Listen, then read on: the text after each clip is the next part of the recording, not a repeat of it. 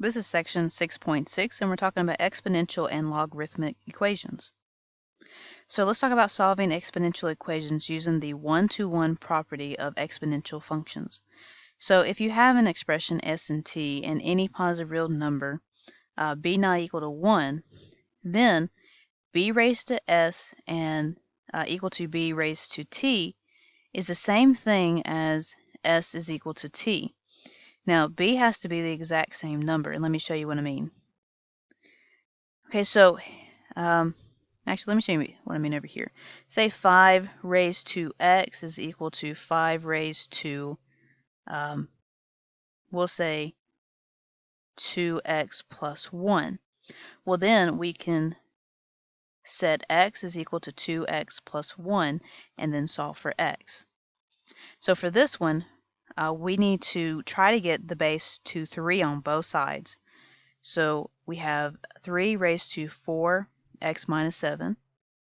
Now we could change this to 3 raised to 2x times 3 raised to negative 1, and then combine those to 3, 2x minus 1. It's kind of like when you have x raised to 5 times x raised to 3. We do x5 plus 3. Okay, so all I did was combine them or add them together. Now that I have the same base, I'm going to set these equal to each other, and then I'm going to solve for x. So I'll get rid of the 2x.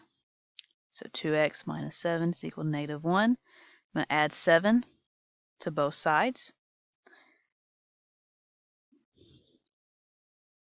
Okay, so then we have 2x is equal to 6.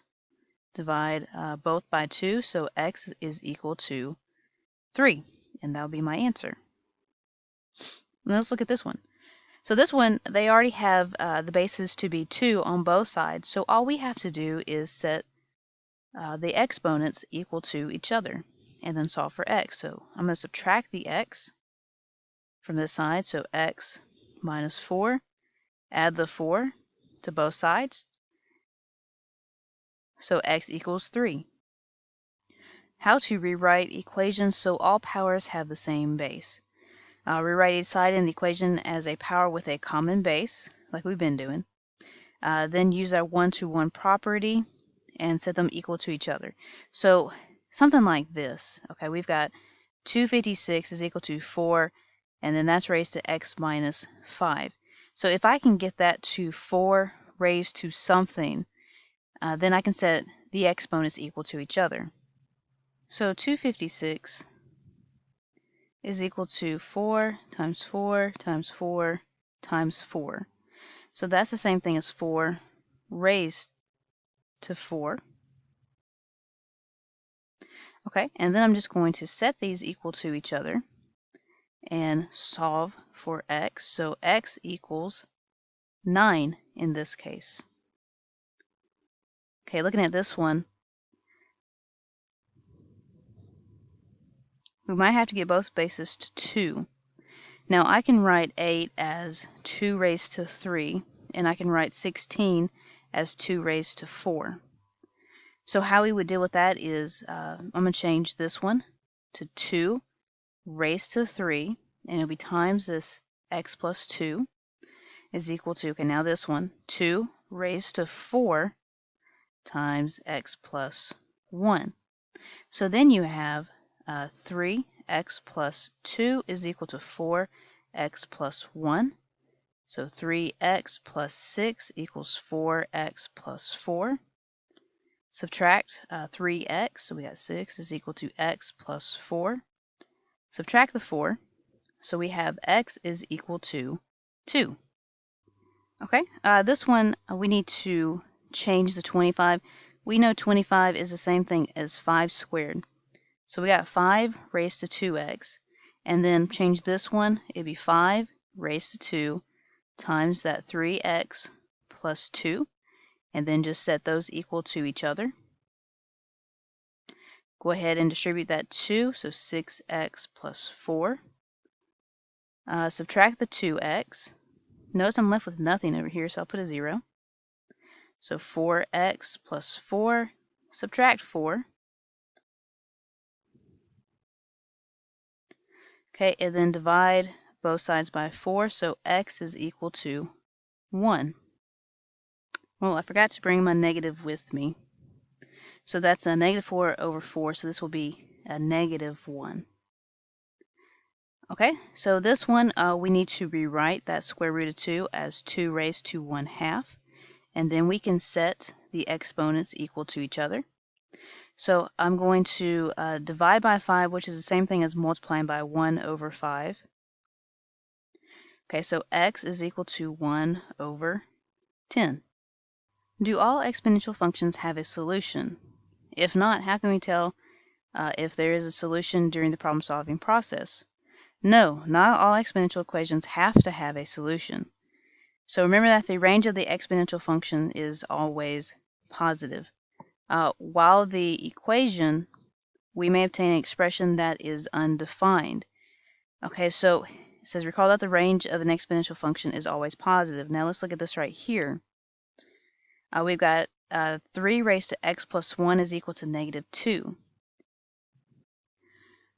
Okay, so any value of x, even if I have 3 raised to negative 4, that's still going to give me 1 over 3, the whole thing raised to 4.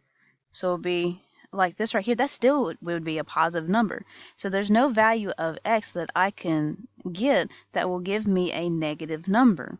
So for this one, you have no solution. Now let's look at solving exponential equations using logarithms. So sometimes the terms of the exponential equation cannot be written with a common base. When you run into that problem, we need to take the logarithm of each side. So the log of a equal to log of b, that's the same thing as a is equal to b. Okay? So let's look at this one right here. I can't get 5 and 4 to the same base. It's just impossible. So I'm going to take the log of both sides, and then I'm going to apply the properties of logs. So I'm going to take that exponent and I'm going to put it in the front here. And I'm going to solve for x. Now before I do that, I need to distribute this log to the x and to this 2. So x log of 5 plus 2 log of 5 is equal to x log of 4. And I'm going to get my x values on the same side, so I'm going to move this entire term over. So we'll have x, and on the same note, I'm going to go ahead and move this over as well. So we have x log of 5 minus x log of 4 is equal to negative 2 log of 5. Okay, so I'm going to factor out the x, and I have log of 5 minus log of 4 is equal to negative 2 log of 5. Okay, applying the principles or the properties of log, this will be 5 over 4.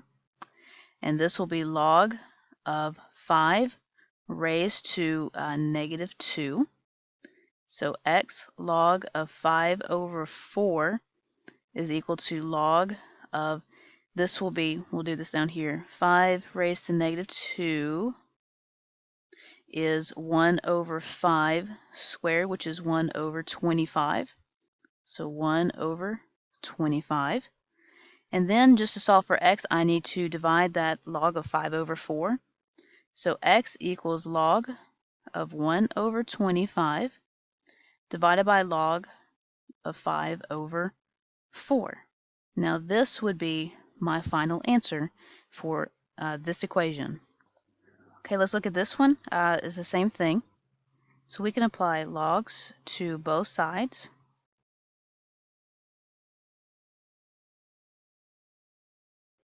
Okay, and then I'm going to use the properties of logs. So we're going to move these exponents to the front. Okay, so x log of 2 is equal, don't forget to distribute that x plus 1 to the log. So x log of 3 plus log of 3. Now go ahead and get your x values on the same side. So x log of 2 minus x log of 3 is equal to log of 3. Okay, get the x out. So log of 2 plus log of 3 is equal to log of 3. Okay, and again, apply the properties of logs. So this would be 2 times 3. So x times log of 6 is equal to log of 3. So then divide both sides by log of 6. So x is equal to log of 3 divided by log of 6, and this would be your final answer. Oh, a little mistake. I changed my negative to a positive, so let me change that real quick.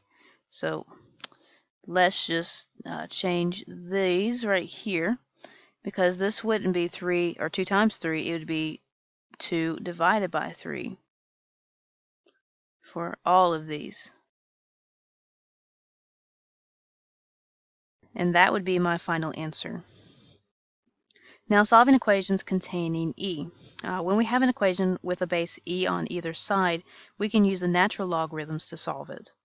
And also, you could have used the natural log to solve these as well. So you could have used natural log on both sides. Same thing here. We could have used natural log on both sides. So let's look at this one. 100 is equal to 20 e raised to 2x. Okay, so the first thing I'm going to do is I'm going to get rid of 20. So I'm going to divide that off. So zeros will cancel. I really have 10 divided by 2. So that'll be 5 e raised to 2x. And then I'm going to use natural log on both sides. So let me write another line. Okay, so I have natural log of 5 over here, but the natural log and the e are going to cancel each other out, and I'm left with just the exponent. Okay, so divide by 2. So x is equal to the natural log of 5 divided by 2. Okay, so let's look at this one. So I'm going to try and get e by itself, so I'm going to subtract that 5 from both sides. So 4e raised to 2x, 7, and then divide by that 4. So we have e raised to 2x equal to 7 over 4. And then I'm going to apply the natural log to both sides here. And so these cancel out. I'm left with 2x is equal to the natural log of 7 divided by 4. And then I'm going to divide both sides by 2. Oops.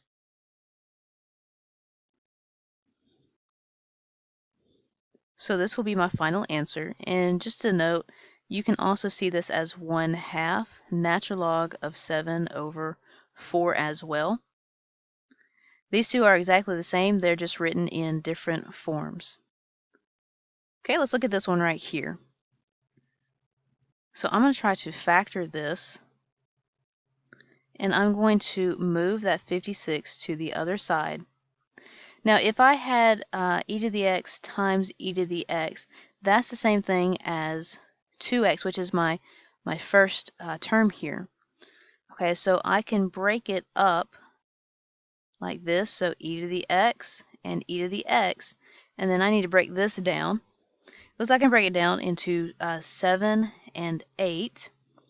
Looks like it needs to be a -8 and a +7. Okay, so when you fold this back out, it will come out to this equation again. Okay, so we have negative 8 times a positive 7 is negative 56, and a negative